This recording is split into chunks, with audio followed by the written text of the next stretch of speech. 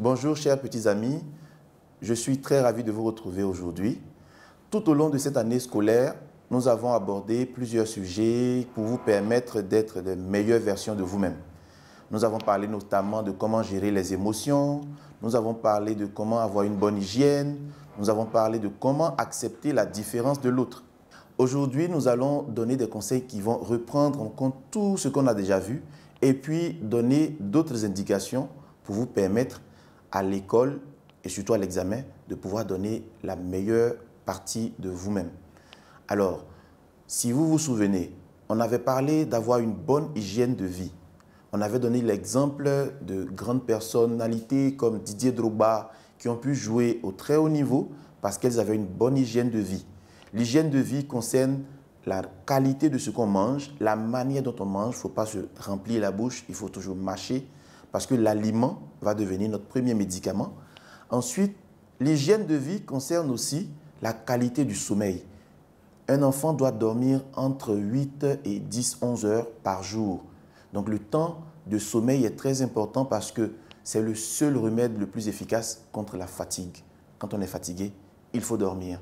Si le sommeil n'est pas de bonne qualité, on ne sera pas reposé et même si on connaît des choses, on peut avoir l'impression de les avoir oubliées. Donc, bonne hygiène. Ensuite, parlons même de l'examen. L'examen, en réalité, c'est quelque chose pour voir qu'est-ce que vous avez pu comprendre. Donc, l'examen vous évalue. Ça évalue aussi vos maîtres. Ça évalue aussi papa et maman pour voir est-ce que chacun a joué son rôle. L'examen, c'est ce que vous avez vu à l'école pendant l'année scolaire qu'on va vous redonner en un moment donné. Ça va faire 1 heure pour voir est-ce que ce qu'on a enseigné à l'école, vous vous souvenez bien de cela. Et si vous regardez bien, les examens, on vous demande juste d'avoir la moyenne. Pour avoir le BEPC, c'est une moyenne. Pour avoir le bac, c'est une moyenne. Alors que la plupart du temps en classe, vous avez largement au-dessus de la moyenne. Donc si vous considérez l'examen de cette façon-là, ça ne doit plus vous effrayer puisqu'il ne concerne que des personnes moyennes. Or vous êtes largement au-dessus de la moyenne, vous êtes de véritables trésors. Concrètement, comment on peut faire pour rester concentré? Une chose à faire, la première, faites une liste de ce qu'il vous reste à faire comme préparation avant d'aller à l'examen. S'il vous reste 1 semaine, 2 semaines, faites une liste de choses à étudier, à réviser. Ce n'est pas la peine de faire une liste de 17 000 choses dont on ne pourra même pas faire la moitié. Par exemple, on peut dire, aujourd'hui, je vais réviser géographie. Quand c'est fait, vous cochez la case géographie révisée et ça va vous apaiser parce que vous aurez fait ce que vous avez dit et c'est un très très bon médicament pour se sentir en confiance. Autre chose que je voudrais vous proposer, c'est d'éviter de vous comparer. On l'a déjà dit ici, nous sommes tous différents.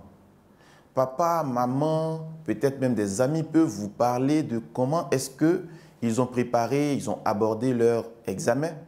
Mais votre histoire est différente de celle de papa, elle est différente de celle de maman. Il vous faut trouver votre chemin à vous. Des fois, des personnes qui vont à l'examen, juste à la pause, en échangeant avec des amis sur ce qu'ils ont fait, commencent à paniquer parce qu'on leur dit « Ah, mais il fallait mettre telle réponse. Ah, il fallait faire telle autre chose. » Du coup, à cause de cette idée qui est peut-être même fausse, ils vont paniquer, ils vont stresser et pour le reste du temps, ils ne pourront plus trouver la concentration pour pouvoir donner le meilleur d'eux-mêmes alors qu'ils savaient déjà les réponses. Donc, quand vous êtes en situation d'examen, évitez de vous comparer aux autres. Si vous n'êtes pas très sûr, évitez d'échanger avec vos amis sur ce qu'un tel a fait ou bien ce qu'il n'a pas fait, puisque avant d'aller à l'examen, vous étiez suffisamment préparé. Et je suis sûr que vous connaissez les bonnes réponses parce que vous êtes de véritables trésors. Une autre chose que j'ai dit, quand on va à l'examen, ce qui nous fait peur, c'est la réaction de papa ou de maman si ça ne marche pas. Et là-dessus aussi, je vous avais déjà dit qu'il y a des choses qui changent dans la vie et il y en a qui ne changent jamais. Avant que vous ne veniez au monde, papa et maman vous aimaient. Avant que vous n'alliez à l'école, papa et maman vous aimaient.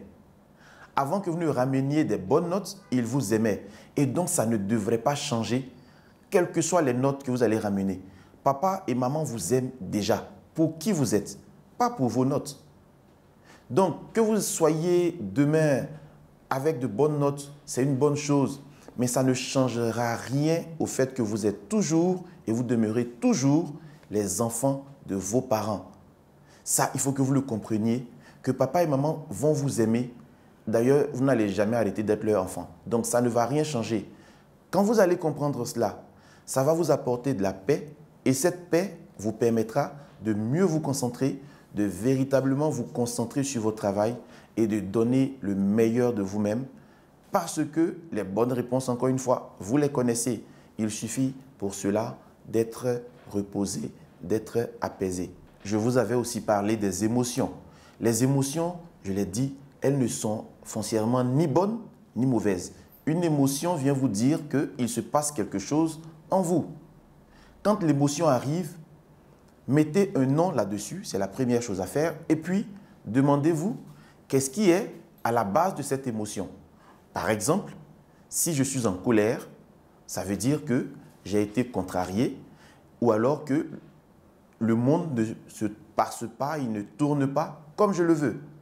Il faut chercher alors qu'est-ce qui me contrarie et est-ce que je peux faire quelque chose pour changer cela. Si je suis triste, ça peut vouloir dire qu'il me manque quelque chose ou que j'ai perdu quelque chose. La chose à faire alors de savoir qu'est-ce que j'ai pu perdre ou bien qu'est-ce qu'il me manque. Si j'ai peur, ça peut vouloir dire qu'il y a quelque chose qui m'effraie. La question alors, c'est de savoir qu'est-ce qui m'effraie dans cette situation. Est-ce qu'il y a un vrai danger ou alors c'est juste une alarme? Si vous arrivez à respecter quelques-unes de ces propositions, je suis sûr que vous allez y arriver et que vous allez donner le meilleur de vous-même. Le moins que je puisse vous souhaiter, c'est de réussir à vos différents examens, que la réussite soit donc votre partage et que vous deveniez les véritables trésors que vous êtes déjà. À très bientôt.